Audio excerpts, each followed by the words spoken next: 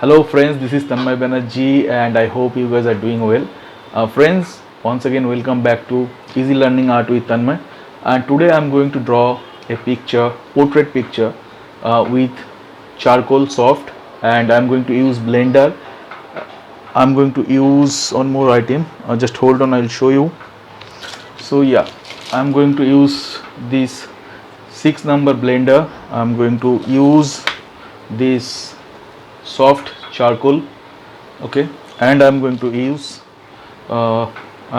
this mono zero eraser, tombow mono zero eraser. Okay, so these are the 3 items I'll be using in this picture, in this video. So let's see.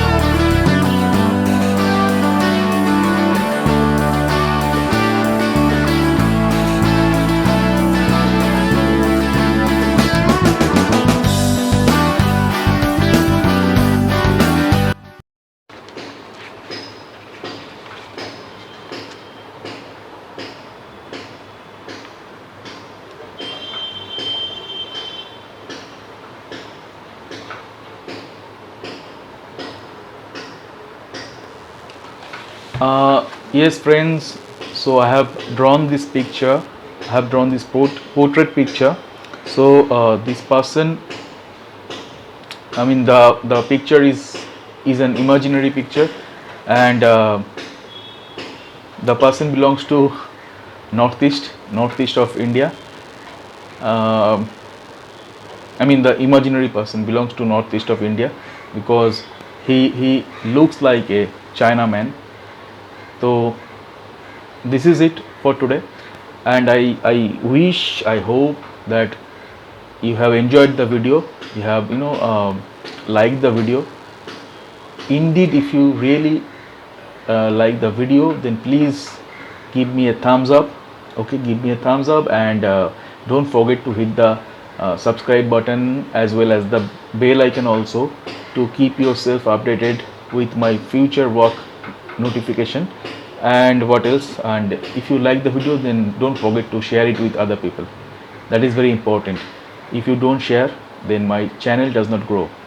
Okay, so I want you to share this video with other people. If you are an art lover, if you really like the picture, then only you just hit the like button, hit the subscribe button, hit the bell icon, hit the share button if you like it. If you don't like it, no need to do anything. Thank you. Have a great day. Enjoy your weekend.